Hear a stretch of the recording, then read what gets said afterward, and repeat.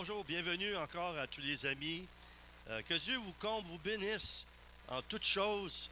Soyez vraiment bénis aujourd'hui et obtenez de la part de notre Seigneur Tout-Puissant d'amour, des guérisons, des délivrances, peut-être le salut, d'être converti à Jésus aujourd'hui ou d'être, j'allais dire presque, reconverti ou renouvelé dans votre foi.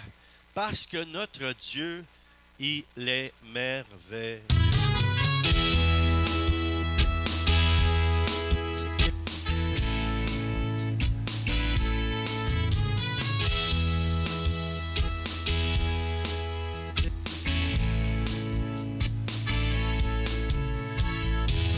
Tu es vraiment merveilleux. Tu es vraiment merveilleux. Jésus, chante avec moi, tu es vraiment merveilleux. Tu es vraiment merveilleux. Tu es vraiment merveilleux. Jésus, Jésus. Quand j'élève ma voix vers toi, je te prie, sachant que tu es là. Quand j'élève ma voix vers toi, ton oreille est collée sur ma bouche. Pour nous aujourd'hui, pour toi, pour moi, tu m'exauces.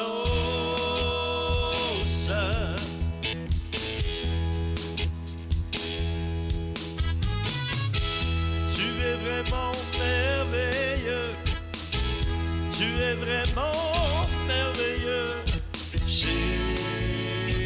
Oui, précieux Jésus. Jésus.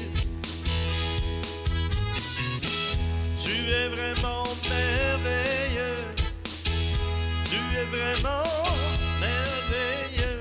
Jésus. Jésus. C'est l'amour qui me conduit, l'espérance qui me remplit, je suis heureux. Quand je connais mon destin, vivre le bonheur sans fin, oh, je le crois. Dites-le par la foi pour toi. Tu m'exauces.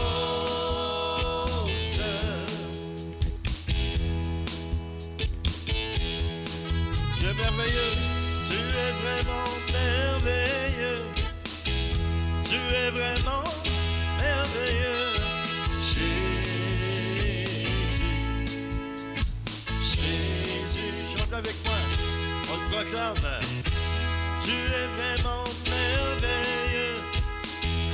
Tu es vraiment merveilleux. Jésus, Jésus.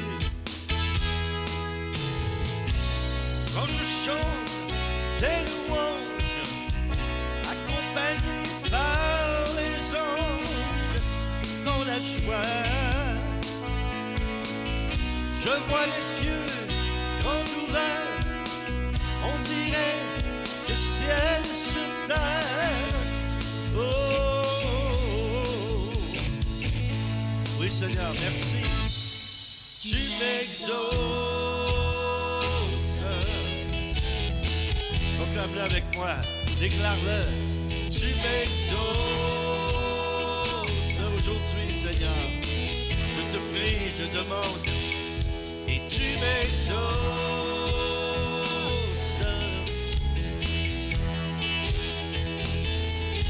Tu m'exauces. Oui, je le crois.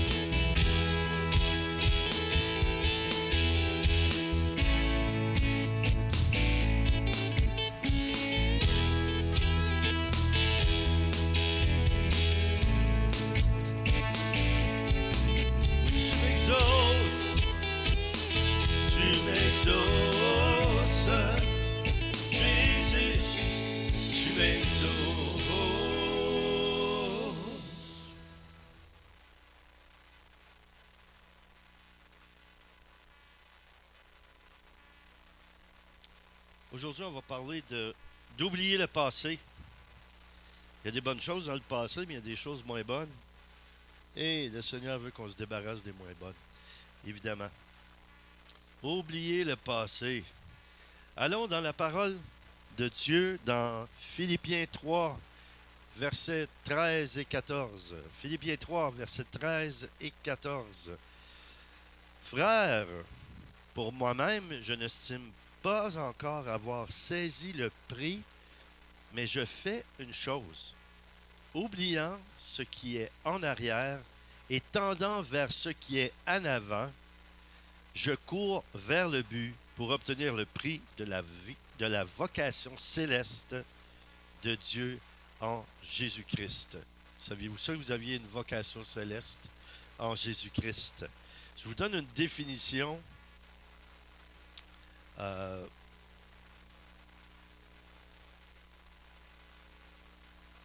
propos du mouvement, un mouvement intérieur par lequel on est appelé, ça c'est vocation, mouvement intérieur par lequel on se sent appelé au sacerdoce ou à la vie religieuse. Bon, ça c'est définition séculière. Avoir la vocation, être appelé par la vocation, ou vive inclination, aptitude particulière pour un domaine d'activité. Dans ce cas-ci, le domaine d'activité, c'est de servir le Seigneur. On a des synonymes aussi, des synonymes de ça. Prédisposition, mission, rôle, responsabilité, poste. Ce sont toutes des choses qui font partie de notre vocation céleste. Puis beaucoup d'entre nous savons que c'est de souffrir des déceptions, des échecs du passé. Nous vivons en espérant que leurs douleurs vont disparaître par enchantement avec le temps. Mais ce n'est pas la réalité. Ça ne disparaît pas par enchantement. Au lieu de les oublier, les souffrances, les difficultés du passé, on les rumine. On les fait revivre à un point tel qu'elles deviennent plus réelles que les promesses de Dieu. Donc, évidemment, il ne faut pas ruminer, il ne faut pas passer notre temps, on dirait en québécois ou en français aussi, ressasser. Tu sais, on ressasse. Là. C'est des vieilles choses. Et puis, on a eu des conséquences, on a eu des séquelles de des décisions qu'on a prises ou des problèmes ou même, je dirais, de la persécution ou autre chose qu'on a eu. Et puis, on a été blessés. Et puis, nos blessures, il faut laisser Dieu les guérir. Il ne faut pas jouer dedans. Il ne faut pas passer notre temps à se remémorer. Et ça va provoquer de l'amertume si on fait ça. On commence à penser aux personnes qui nous ont blessés, mais on doit les libérer par le pardon. Et par le fait même, ce que ça fait quand on libère les gens, c'est qu'on est libéré soi-même. Parfois, les gens ne savent même pas qu'ils nous ont offensés, ou peut-être qu'ils sont décédés, ils ne sont plus là, ils sont morts. Mais nous, on est encore liés. Donc, il faut briser ces liens-là, et c'est en pardonnant profondément. Nous nourrissons des pensées négatives qui nous mènent davantage vers la dépression.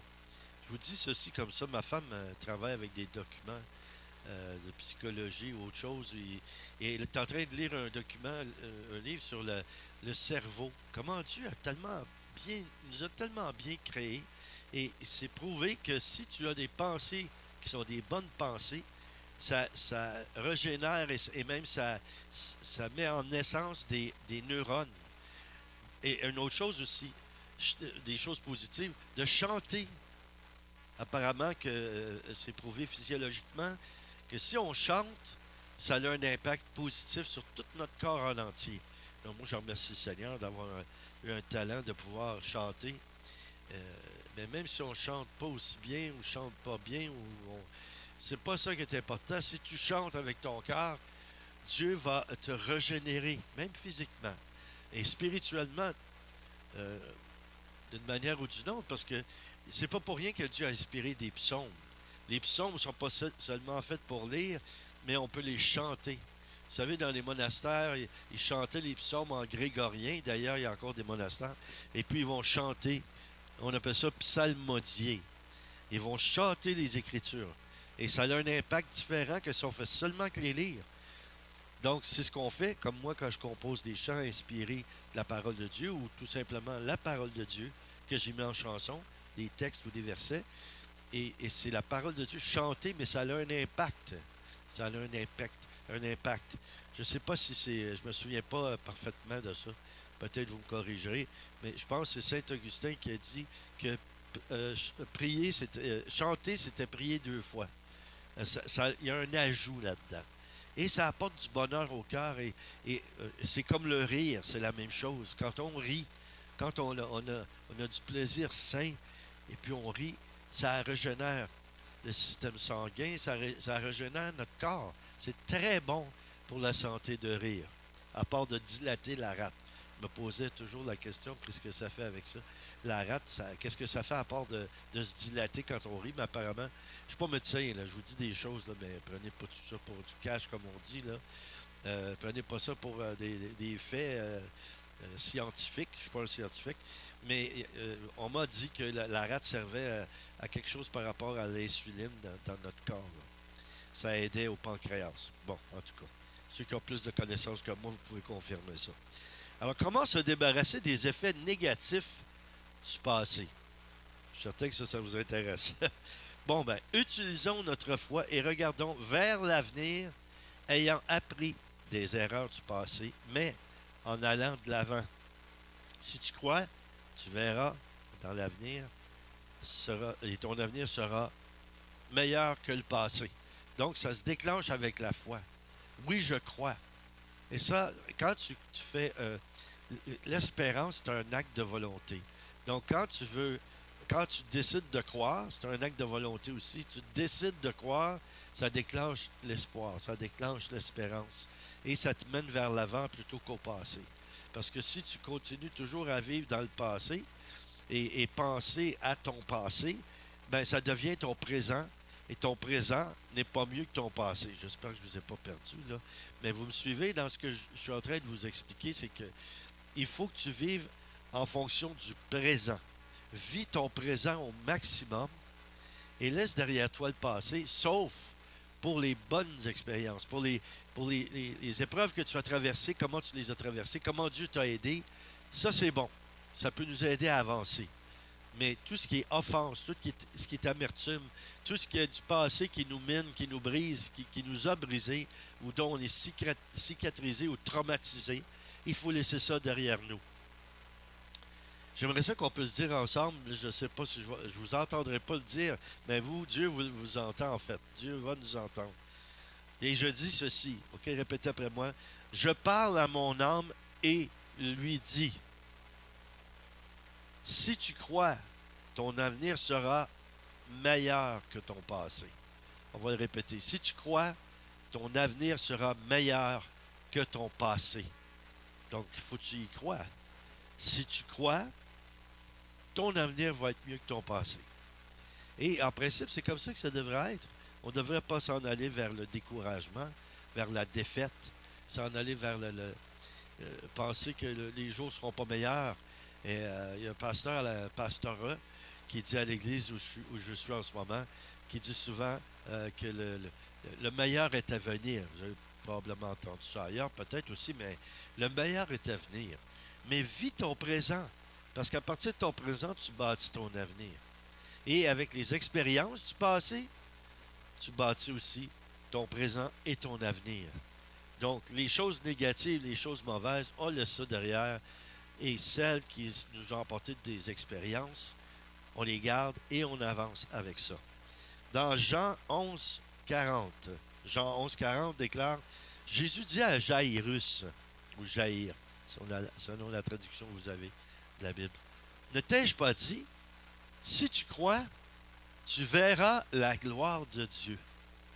Ne t'ai-je pas dit que si tu crois, tu verras la gloire de Dieu. On pourrait déclarer ce que je vous propose à déclarer dans la puissance de Dieu, ces paroles. Ce qui me semble impossible est possible pour Dieu. Rien, rien, rien n'est impossible à celui qui croit au Seigneur Jésus-Christ. Donc, vraiment, tout est possible quand on a Jésus dans notre vie. Quand on a son esprit, lorsqu'on a son esprit en nous, il n'y a rien d'impossible.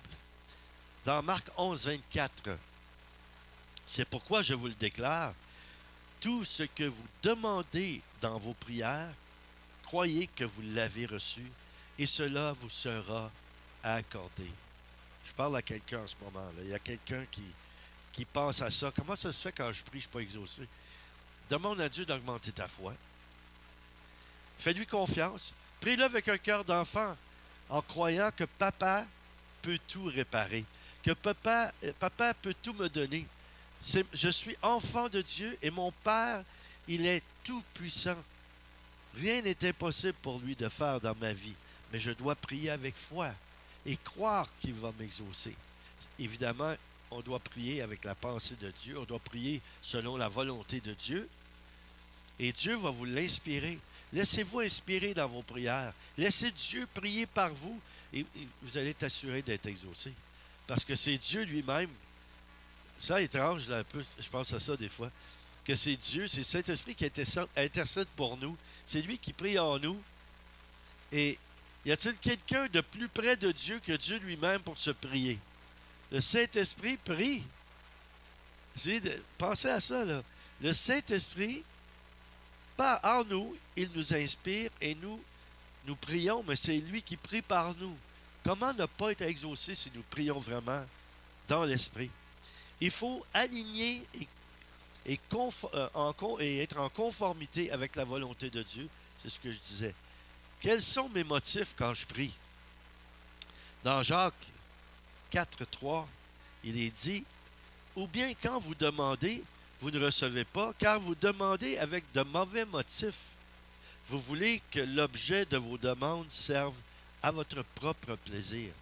Ah oui, Seigneur, fais-moi gagner 1 000 000. Ah oui, Seigneur, donne-moi beaucoup d'argent. Ah oui, Seigneur, donne-moi une voiture luxueuse. » Dieu n'est pas contre toutes ces choses-là. Mais lui, il connaît notre cœur. Puis ce qui est le plus important pour lui, c'est notre âme. C'est notre salut. Que nous marchions dans notre salut. Ça, c'est ça qui lui importe le plus.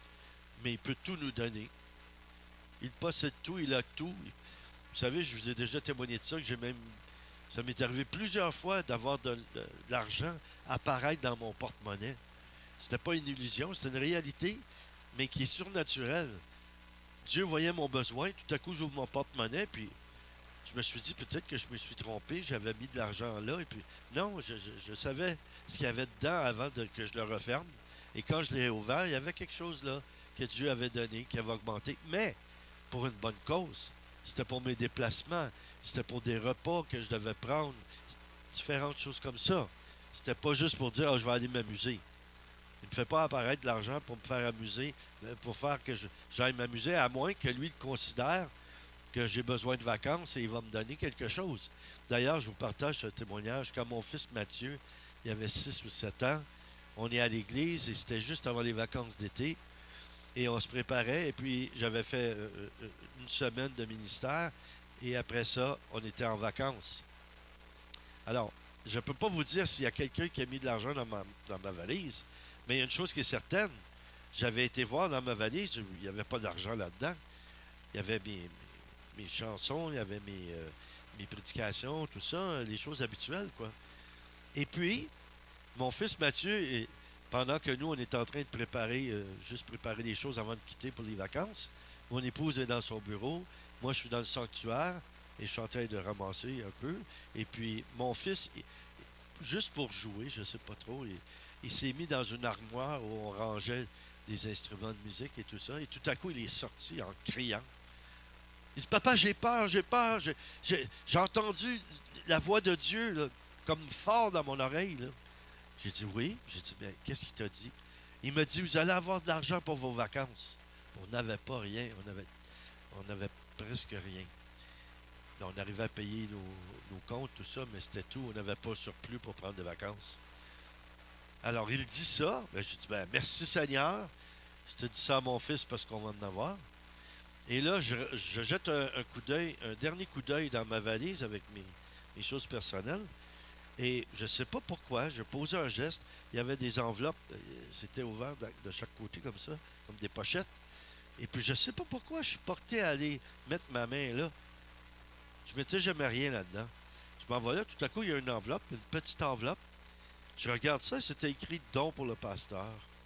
J'ouvre l'enveloppe, je vois des billets de banque. Ici au Canada, pour les Français ou les autres, là, au Canada, ici, les 50 $ sont rouges. Alors, je vois une liasse de billets rouges. Je sors ça de là.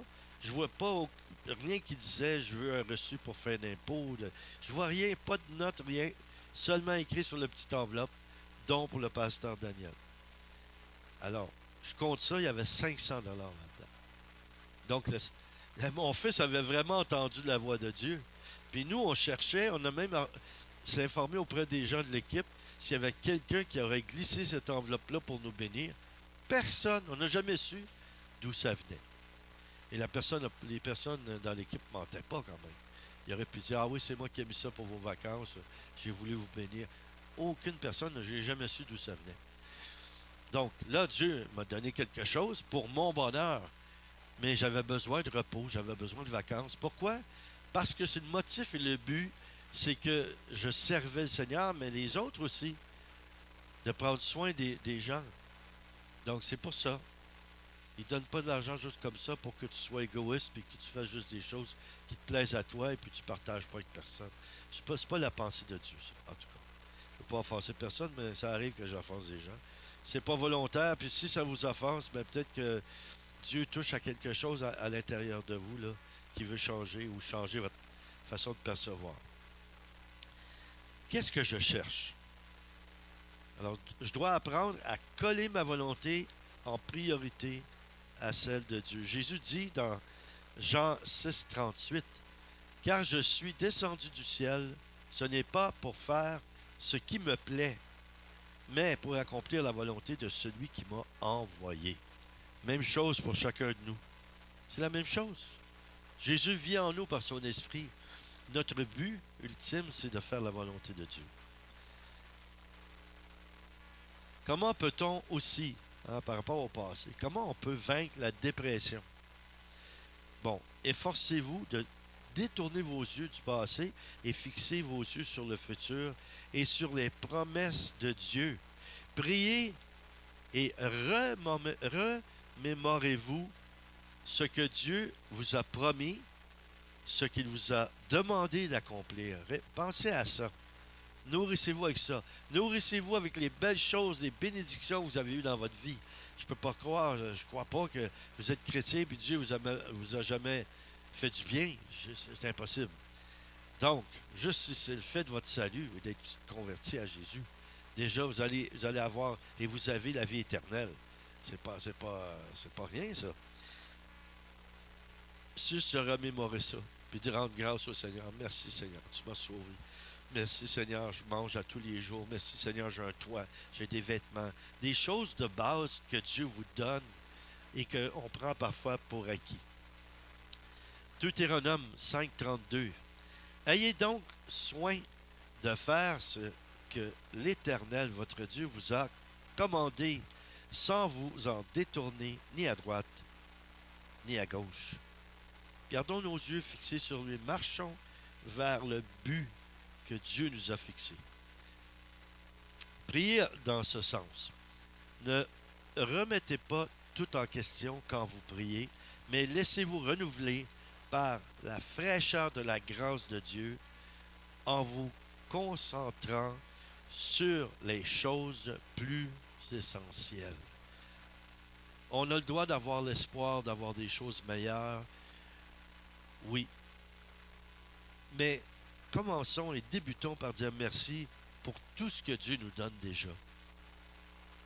Dieu, il nous donne généreusement. Parfois, on prend ça pour acquis. On se dit, ben Dieu, je suis son enfant, il faut qu'il s'occupe de moi. Oui, mais en même temps, quand on est en amour avec quelqu'un, c'est un échange. Dieu veut échanger avec nous. Il veut qu'on soit obéissant envers lui. Il veut qu'on puisse faire sa volonté et ça lui plaît. Et à cause de ça, Il nous bénit. Il prend soin de nous. L'amour, c'est comme ça. Matthieu 6, 34, un verset que je trouve très puissant, qu'on prend parfois un peu à la légère. Ne vous inquiétez pas pour le lendemain. Le lendemain se souciera de lui-même. À chaque jour suffit sa peine. Moi, j'irais jusqu'à dire à chaque jour suffit sa joie. Parce qu'il y a de la joie quelque part, à tous les jours, au plus profond de nous. La joie, c'est pas juste une émotion, quelque chose de sensible. C'est comme la foi. Ça dépasse la raison. La vraie joie qui vient de Dieu. On peut aller à l'intérieur, profondément dans notre cœur, la puiser, cette joie-là. Parfois, je fais des blagues. Il y en a qui... Ça les fait sursauter un petit peu. Je dis, on va lire un verset du livre des Québécois. Ah, le livre des Québécois dans la Bible? Ben oui, oui. Lamentation. Ah, on aime ça parfois se lamenter. Moi aussi, hein. Je ne suis pas différent des autres. C'est que la bienveillance, c'est Lamentation 3, 22 et 23. Lamentation 3, 22 et 23. C'est que la bienveillance de l'Éternel n'est pas épuisée et que ses compassions ne sont pas à leur terme. Elles se renouvellent chaque matin. Grande est sa fidélité. Wow! Je vous ai déjà partagé ça, peut-être il y a quelque temps, qu'à tous les jours, le Seigneur m'avait mis à cœur, m'avait inspiré de demander la sagesse, l'intelligence, la fidélité. Et en faisant une recherche dans la parole, en voyant dans d'autres traductions bibliques, je me suis rendu compte que le mot fidélité peut être remplacé par le mot faveur. Alors, maintenant, je dis au Seigneur à tous les jours, à chaque matin quand je prie, merci Seigneur de me donner ta sagesse, ton intelligence, ta fidélité, ta faveur. Qui est ta faveur? Donc, ne laissez pas les erreurs du passé vous rendre captifs ou captives. Dans le présent, tourne tes yeux vers l'avenir et confesse les bénédictions de Dieu. Votre passé vous poussant dans l'espérance. Utilisez ça pour aller vers l'avant. Si Dieu vous a libéré et béni par le passé, il le fera encore. Si Dieu vous a libéré et béni par le passé, il le fera encore.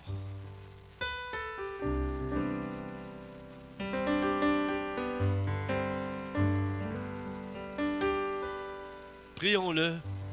Je vous invite à vous unir à cette prière. Seigneur, merci, parce que s'il y en a aujourd'hui qui ont vécu des choses difficiles, peut-être à cause de la maladie ou autrement, perdu un emploi, perdu un enfant,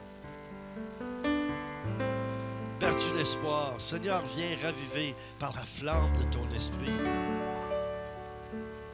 l'espoir, l'espérance. Oui, nous oublions et nous plaçons derrière nous le passé. Et on veut te dire merci pour le présent.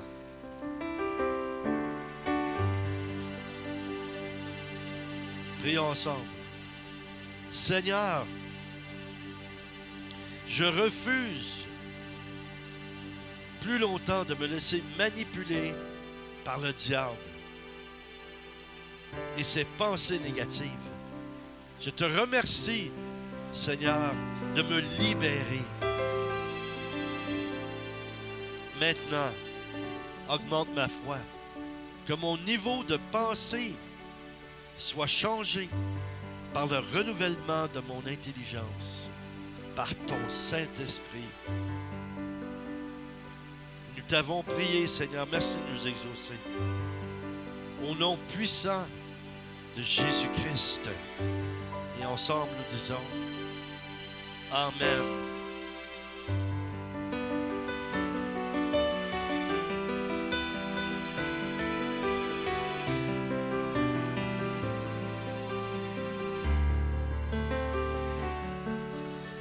Je crois en toi, Seigneur, je crois en toi.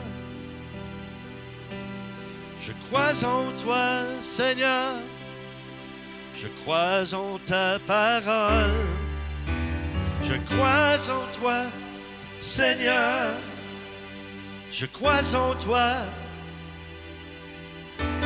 Je crois en toi, Seigneur, en ta parole. Dis merci au Seigneur de l'exaucement de la prière que nous avons fait. Dis-lui merci déjà. Sois rempli de reconnaissance. Car il vient, le Seigneur vient.